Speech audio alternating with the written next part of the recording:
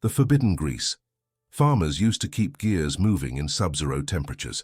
The transmission exploded at 4 in the morning.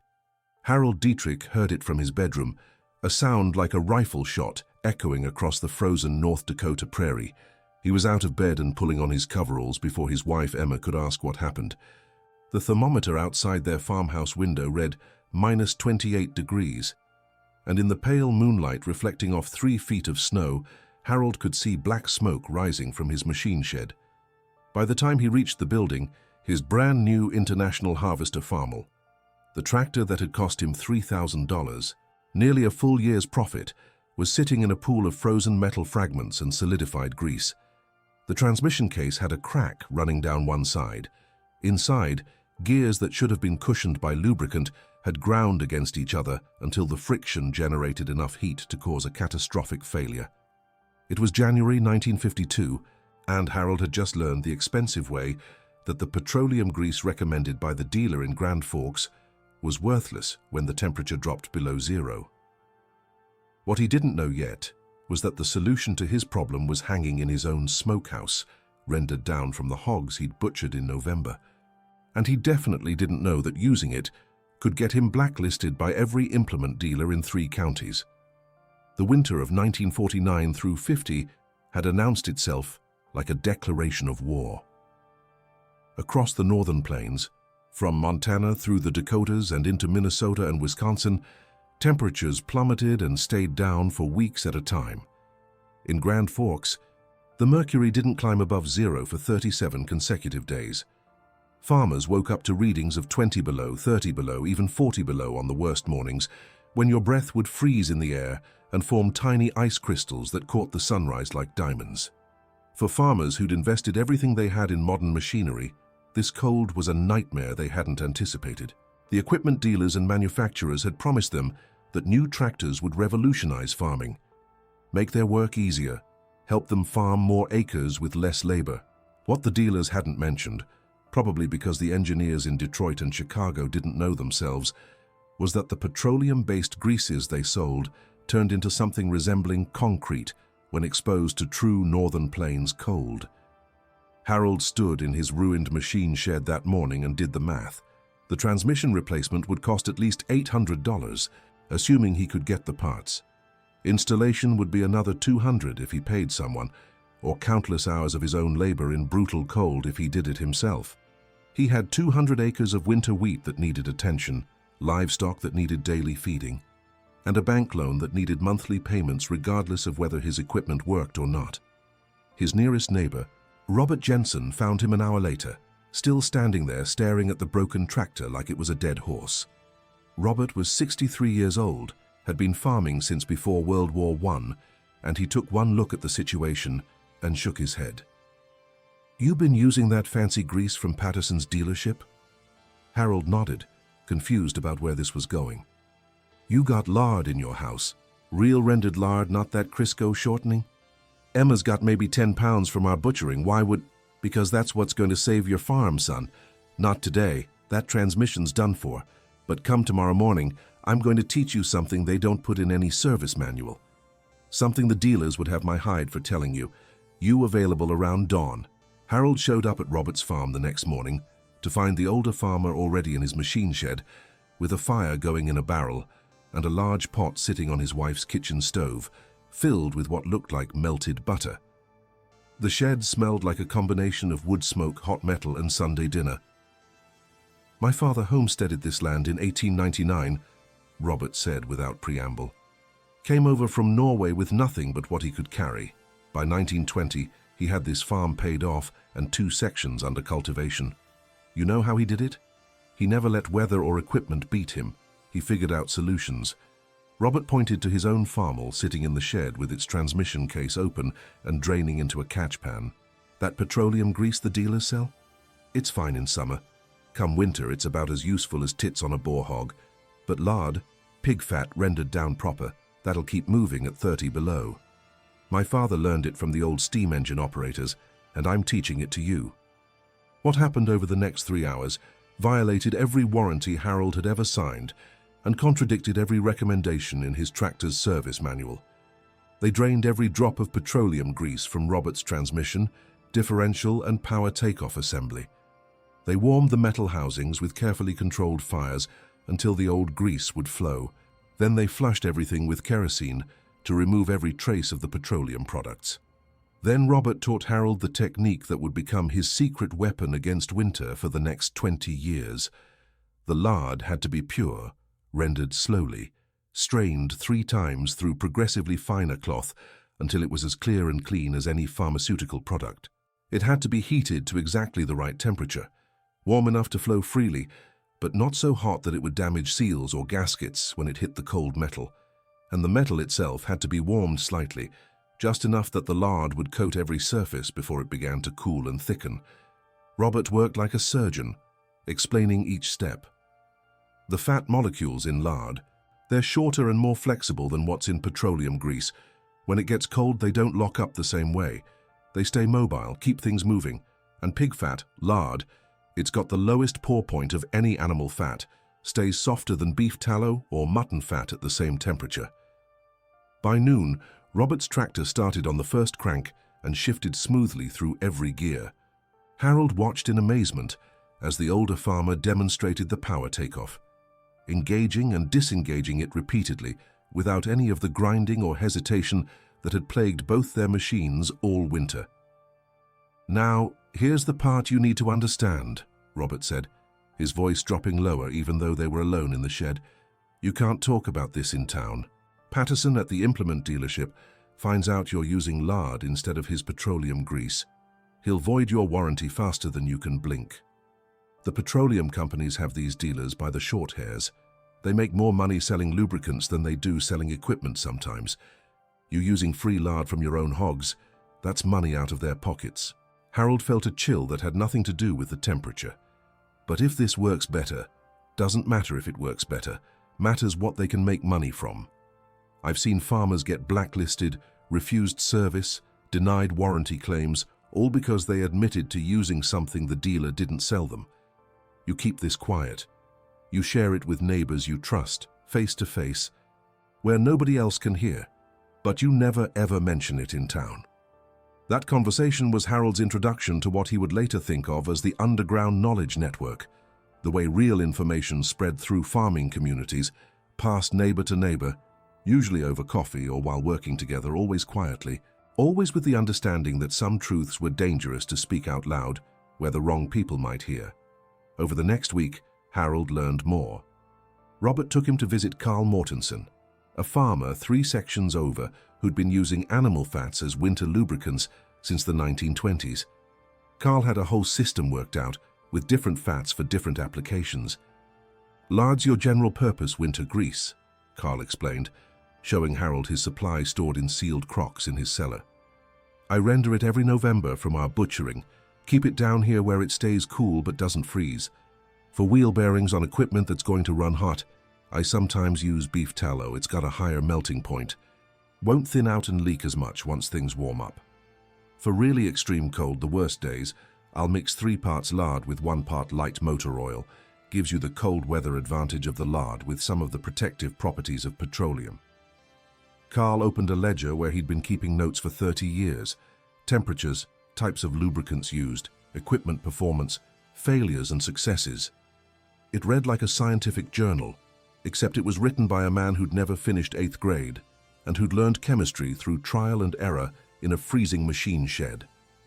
"The petroleum companies have laboratories and engineers," Carl said, "but they don't have what we have, actual experience using this stuff when it's 40 below and your livestock need feeding and your equipment has to work or your family doesn't eat.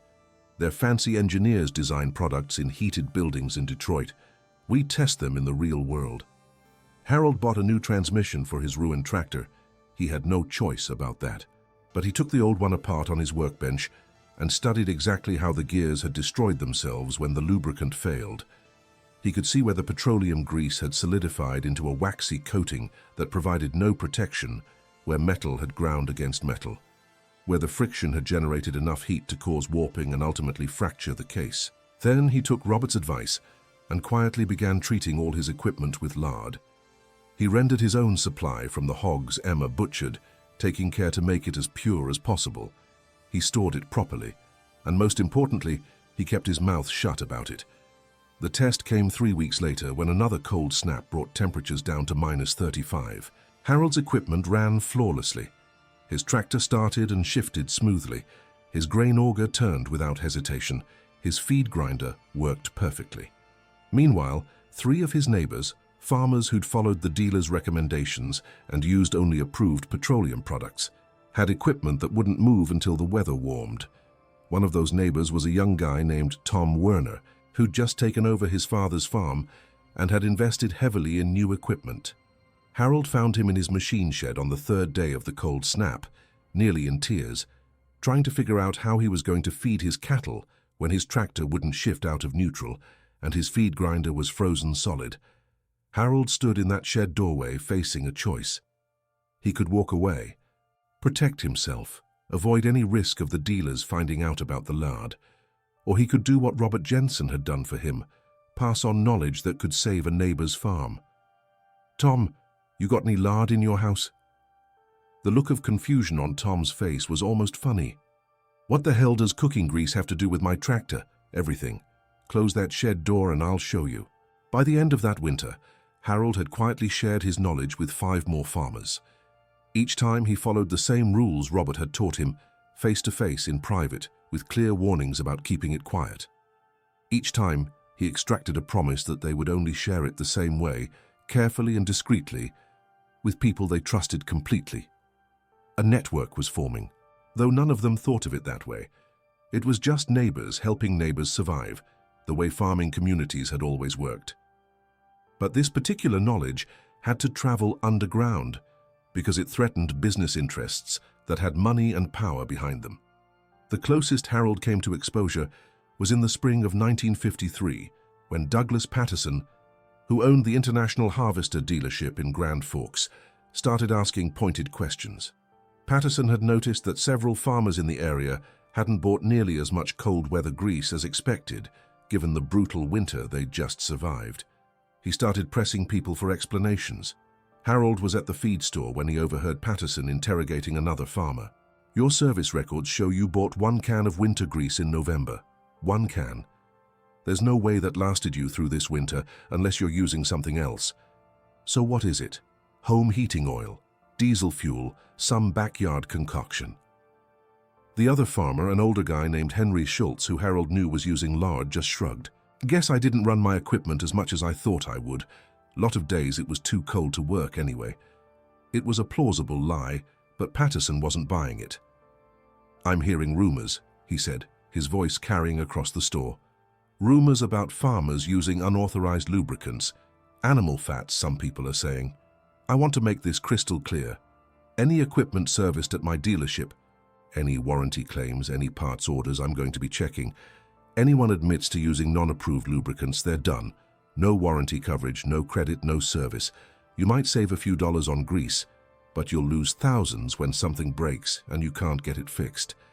Harold kept his mouth shut and his face neutral, but inside he was furious. Patterson was essentially trying to control how farmers maintained their own equipment, threatening them into buying products that didn't work as well as free alternatives they could make themselves. It was about money, pure and simple, Patterson's money and the petroleum company's money. That threat changed how the knowledge network operated. Farmers became even more careful about who they told. Some started buying token amounts of petroleum grease just to keep up appearances, then using lard for the actual work. Others developed elaborate cover stories about their equipment not running much during winter, or about doing all their maintenance themselves so they didn't need dealer service. Harold developed a routine that would serve him for years. Every November, after butchering, he'd render down 20 to 30 pounds of pure lard specifically for machinery use. He kept it in sealed containers in his cellar, labeled innocuously as soap fat or candle wax, in case anyone ever saw it. He'd drain and treat his equipment in his closed machine shed with no witnesses, and he'd buy just enough petroleum grease from Patterson's dealership to avoid suspicion, then use that grease on parts that didn't matter much, or save it for summer use when it actually worked fine. He also learned to be selective about who he helped. When neighbors asked about his equipment always running well in cold weather, he'd size them up first. Could they keep quiet? Were they the type to brag about their methods at the coffee shop in town? Did they have any special relationship with the implement dealers that might make them feel obligated to report what they learned? Only after careful consideration would Harold arrange a private conversation, usually framed as help with some other repair job, where he could quietly share the knowledge away from prying eyes. The science behind why lard worked so well continued to fascinate Harold. He started reading everything he could find about lubricants, fat chemistry, and cold weather performance. Most of it was written for engineers and chemists, but he translated it into practical farming terms. The key was molecular structure. Petroleum greases were made of long hydrocarbon chains that aligned parallel to each other when cold, creating a rigid crystal structure. The longer and straighter the chains, the more easily they locked together. At 20 below zero, most petroleum greases of that era essentially froze into a waxy solid. Lard molecules were different. They were still long chains, but they had kinks and bends in them, places where the molecular structure wasn't perfectly straight. Those bends meant the molecules couldn't pack together as tightly. Even at 30 below, lard remained somewhat pliable, more like cold butter than frozen wax. It wouldn't flow freely at those temperatures, but it didn't need to.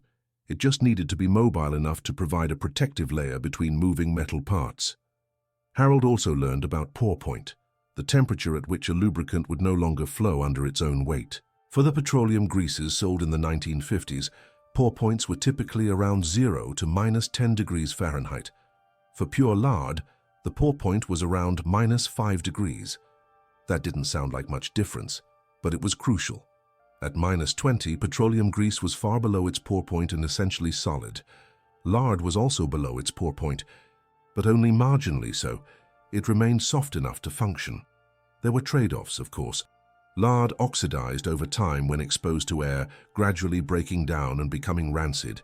It could harbor moisture that might freeze. It didn't tolerate high heat as well as petroleum products. But for the specific application of keeping equipment running in extreme cold, those trade-offs were worth it. Harold's most sophisticated innovation came in 1958, when he started experimenting with additives. He discovered that mixing a small amount of graphite powder, the same stuff used in pencils, into his lard created a lubricant with remarkable properties. The graphite particles were microscopically flat and slippery, and they suspended well in the lard. Under pressure, they would slide between metal surfaces, providing an extra layer of protection beyond what the lard alone could offer. His graphite-enhanced lard became his secret weapon for the most demanding applications. The differential in his tractor, the gearbox on his combine, any place where metal surfaces were under tremendous pressure and stress. He never had another catastrophic failure, like the exploded transmission that had started his education. But the real test of his knowledge came in the winter of 1962 through 63, which old-timers still talk about as one of the worst in recorded history. From December through March, normal winter cold was replaced by something apocalyptic. Temperatures stayed below zero for weeks at a time. Grand Forks recorded -38 degrees on Christmas Day. In February, there was a stretch where the high temperature for 11 consecutive days never reached -10. Harold's neighbor to the south, a farmer named Ed Mitchell, who'd moved up from Iowa just 2 years earlier, was completely unprepared. Ed had grown up in a place where 10 below was considered extreme cold. He had no context for what -30 actually meant, how it affected equipment, how it changed everything about farm work. By the third week of January, Ed was in serious trouble. His tractor was frozen solid. His grain auger wouldn't turn. His feed grinder had seized up so badly that trying to force it had stripped teeth off one of the gears. His livestock were suffering because he couldn't efficiently get feed to them, and he'd already had 2 calves die from exposure because he couldn't move equipment to set up better shelter. Harold watched this unfold for a week, torn between self-preservation and conscience. Helping Ed meant risking exposure. Ed was friendly with Patterson at the implement dealership, did all his service there, bought all his parts and supplies from them. If Ed mentioned anything about lard to Patterson, the whole underground knowledge network could be threatened. But watching Ed struggle, watching his livestock suffer, eventually overrode Harold's caution. He walked over one evening and found Ed in his barn, hand-carrying buckets of feed to his cattle because he had no other choice, looking exhausted and defeated. "Ed, we need to talk. In your machine shed, just you and me, door closed." What followed was the most careful conversation Harold had ever had about lard lubrication. He didn't just explain the technique, he explained the risks, the need for absolute secrecy, the potential consequences if Ed said anything to anyone in town. He made Ed understand that this knowledge was dangerous, that it existed in opposition to powerful business interests, and that sharing it came with strings attached. "If you use what I'm about to teach you and it works, you can never tell Patterson where you learned it. You can never mention it at the feed store, at the cafe, at church, anywhere someone might overhear. If your equipment breaks for some other reason and you need warranty work, you drain this lard out first and put petroleum grease back in before you take it to the dealer. You live in two worlds, the official world where you follow all the recommendations and the real world where you do what actually works. Can you handle that?" Ed looked at Harold for a long moment, then nodded slowly. "I can handle it. Because what I can't handle is watching my livestock die because my equipment won't work." They spent the next day treating Ed's equipment, working in the closed machine shed with Harold teaching every detail of the process. By evening, Ed's tractor ran smoothly, his auger turned freely. Even the feed grinder with the stripped gear worked well enough to function until Ed could get a replacement part. 2 weeks later, Harold was at the implement dealership picking up some bolts when Patterson pulled him aside. "I wanted to ask you something. Your neighbor Ed Mitchell, seems like his equipment problems cleared up right around the time you went over to visit him. You help him out with something?" Harold's heart rate jumped, but his face stayed neutral. "Helped him set up some temporary shelter for his calves. He was losing them to the cold. Why?" "Just curious. He mentioned you gave him some maintenance tips. Said his equipment started working better afterward. I was wondering what kind of tips you shared." "Told him to make sure his engine was fully warmed up before he tried to engage the power takeoff, that kind of thing. Common sense stuff for cold weather. Why, is there a problem?" Patterson studied Harold's face, looking for something. Guilt, nervousness, any sign of deception. Harold met his gaze steadily, projecting nothing but friendly curiosity about why this question mattered. Finally, Patterson shook his head. "No problem. Just trying to make sure farmers in this area are getting good information about equipment maintenance. Some folks have been spreading rumors about alternative lubricants, home remedies, that kind of nonsense. Dangerous stuff that could damage equipment and void warranties. I like to keep track of where bad information might be spreading from." "Haven't heard any rumors like that," Harold lied smoothly. "Most folks I know just use whatever their dealer recommends." It was as close as Harold ever came to being caught, and it reinforced the lesson he'd learned years earlier. This knowledge had real risks attached to it. He'd helped Ed because it was the right thing to do, but he'd also created a potential vulnerability. If Ed ever slipped up, ever mentioned the lard in the wrong place at the wrong time, the whole network could be exposed. But Ed kept his word. Years later, Harold would learn that Ed had quietly helped 3 other farmers using the same careful approach Harold had taught him. Private conversations, closed doors, clear warnings about the need for secrecy. The knowledge spread like roots through the farming community, invisible from above, but strong and connected underground. By the mid-1960s, several things began to change. Petroleum companies, pushed partly by military contracts that required cold weather lubricants for equipment in places like Alaska and Northern Europe, developed dramatically better products. The new synthetic and semi-synthetic greases could stay fluid at temperatures down to -40 or even lower.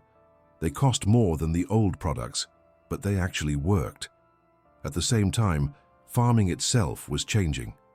The small diversified farm where a family raised crops and livestock for both market and personal use was giving way to larger specialized operations. Fewer farmers were butchering their own hogs, which meant fewer had easy access to lard. The economics of buying lard specifically for lubrication made less sense when good petroleum alternatives were finally available.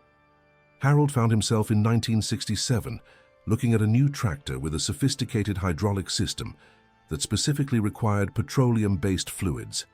The dealer was explicit. The seals and components weren't designed for animal fats, and using them would cause damage. Harold could see the engineering had changed. Tolerances were tighter, systems were more complex, and the organic variability of animal fats. The fact that fat from one hog might behave slightly differently than fat from another was becoming more of a problem. He bought the new tractor and used the recommended lubricants, but he kept his old farm oil too, and on the coldest days he'd still fire it up, treated with lard. And appreciate the irony that his oldest equipment was sometimes the most reliable in extreme conditions. The last time Harold rendered lard specifically for equipment lubrication was in the fall of 1972. He was 51 years old, and his son Mark was home from North Dakota State University, where he was studying agricultural engineering. Mark had grown up helping on the farm, but had never learned about the lard because Harold hadn't wanted to burden him with dangerous knowledge while he was young and might accidentally say something to the wrong person. But now Mark was an adult, nearly ready to take over the farm himself, and Harold decided it was time to pass on what his grandfather Otto and neighbor Robert Jensen had taught him 2 decades earlier. They stood in the machine shed on a cold November afternoon, and Harold told Mark the whole story: the exploded transmission in '52, learning from Robert and Carl, the network of knowledge that existed outside official channels, the risks and rewards, the cat-and-mouse game with implement dealers, the physics and chemistry of why animal fats worked when petroleum products failed. Mark listened with fascination and with a dawning appreciation that his father and grandfather hadn't been simple farmers mindlessly following tradition. They'd been practical scientists, conducting field experiments, collecting data, developing solutions to real problems using whatever resources they had available. "Dad, they don't teach this at the university. They teach us about petroleum chemistry and synthetic lubricants, all the modern stuff. But nobody ever mentions that farmers figured out cold weather solutions 40 years before the petroleum companies did." Harold smiled. "That's because the people writing those textbooks work for universities funded partly by the petroleum companies. They're not going to highlight stories about farmers using free alternatives that made those companies no money. But that doesn't mean the knowledge isn't valuable. Sometimes the most important things you learn won't come from a classroom." Mark went back to school that week with a different perspective on agricultural engineering. He understood now that innovation didn't always come from research laboratories and corporate development departments. Sometimes it came from farmers standing in cold machine sheds, looking at broken equipment and asking themselves what they had on hand that might work. Harold's lard-lubricated equipment ran perfectly through one more brutal winter. Then in the spring of '73, he finally retired the old farm oil to a place of honor behind the machine shed and switched completely to modern equipment with modern lubricants. The new products finally worked as well as lard had, and without the hassles of rendering, storing, and applying it. But he never forgot the lessons. When agricultural magazines in the 1980s started running articles about the importance of matching lubricants to temperature conditions, Harold would read them and smile. The new knowledge the articles presented was information he'd been using for 30 years. The only difference was now it was sanctioned, official, backed by corporate research and university studies. The forbidden grease wasn't forbidden anymore because petroleum companies had finally developed products that made it unnecessary. Harold Dietrich died in 1998 at age 77. His obituary mentioned his decades of successful farming, his service on the local co-op board, his role in introducing modern conservation practices to the area. It didn't mention that he'd been part of an underground network of knowledge that had helped dozens of farmers survive brutal winters by using something as simple as rendered pig fat. At his funeral, an older farmer named Carl Hendrickson, one of the people Harold had quietly taught back in the '50s, stood up during the remembrance time and told a story that confused some of the younger attendees but brought knowing smiles to faces of men in their 60s and 70s. "Harold Dietrich once taught me how to keep my farm running when everyone said it couldn't be done. He taught me that sometimes the best solutions don't come from stores or corporations. They come from neighbors helping neighbors, knowledge passed face to face, and the courage to trust what works over what you're told should work. That lesson saved my farm, and maybe it saved my life. I never got to properly thank him because we didn't talk about these things out loud, but I'm thanking him now." No one explained what Carl meant, and no one asked. The people who needed to understand understood. The people who didn't know the story didn't need to know it. That's how underground knowledge works in farming communities. It exists in the spaces between official records and documented history. It lives in the memories of people who were there, who learned it, who used it, and who passed it on carefully to others they trusted. It's not secret because it's shameful. It's secret because speaking it too loudly threatens interests that have more power than any individual farmer. But that knowledge is real, and it's important, and it's part of American agricultural heritage just as much as any technique taught in universities or published in journals. It represents the ingenuity, self-reliance, and practical problem-solving that built American farming into what it is today. The story of the forbidden grease is really the story of farmers refusing to accept that their equipment couldn't work, their livelihoods couldn't survive. Their knowledge wasn't valuable just because it didn't align with what corporations wanted them to believe. It's the story of people who looked at the resources they had, pig fat hanging in their smokehouses, and figured out how to make those resources solve problems that manufacturers said required expensive products. And it's the story of a community that understood the value of knowledge and the importance of protecting it, even when that meant keeping quiet about their most useful innovations. That tradition hasn't disappeared. Walk into farm shops across America today, and you'll still find farmers innovating, adapting, finding solutions to problems that manufacturers never anticipated. They're still sharing knowledge neighbor to neighbor, still sometimes keeping quiet about practices that work, but aren't officially sanctioned. Still trusting practical experience over corporate marketing. The forbidden grease might be obsolete now, but the mindset that created it remains as relevant as ever. And somewhere in North Dakota, there's probably still a sealed crock in someone's cellar containing pure white lard rendered for machinery use, kept as a reminder of winters when simple solutions proved more valuable than expensive products, and when knowledge whispered neighbor to neighbor kept farms alive through conditions that should have destroyed them. Thank you so much for watching this story about an overlooked chapter in American farming history. If you found this fascinating, please subscribe to the channel. We've got many more stories about the ingenious solutions and traditional wisdom that helped American farmers overcome challenges that seemed impossible.